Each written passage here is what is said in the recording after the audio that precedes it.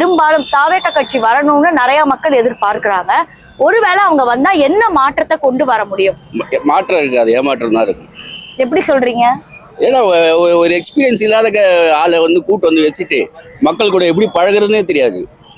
வெறும் cinema dialogue மாதிரி பேசிட்டா மட்டும் போதாது.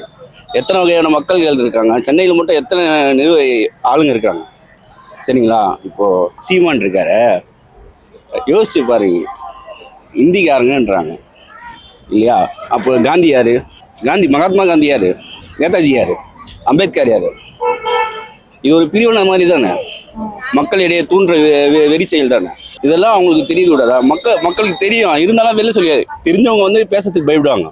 வெளில பேசுனா என்ன ஆகுமோ ஏதாகுமோ அப்படின்னு அவங்களே நம்பி 4 பேர் போறாங்க இல்லையா? சரி, இப்படியே வச்சுப்போமே, இப்ப எந்த ஆக்டரும் இல்ல, ஆனா வந்து இப்ப வரவங்க உங்களுக்கு எப்படிதான் வேணும்?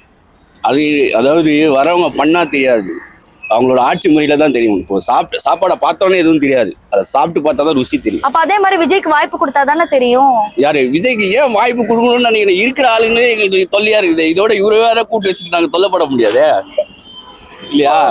சரிங்களா? அவர் ஆக்டிங் ரசிக்கிறோம், ஓகே. இல்ல அவரும் வந்து இதுல வந்து விட்டு அவருக்கு இப்ப எங்களுக்கு என்ன ஓட்டை எதுக்கு வேஸ்டா பிரிக்கணும்? முடிஞ்சா இருக்கிறவங்களை நிக்க வச்சு ஜெயிச்சு காமிங்க. ஜெயிச்சுட்டு அவங்க பண்றத போடுங்க, கேல்குலேட் பண்ணுங்க. யார் யார் என்னென்ன பண்ணியிருக்காங்க, எந்தெந்த கட்சி என்னென்ன பண்ணிதுன்னு பார்த்து மொத்தமா கேல்குலேட் பண்ணி எது அதிகமா நல்லது பண்ணியதோ அந்த கட்சிக்கு ஓட்டு போடுங்க.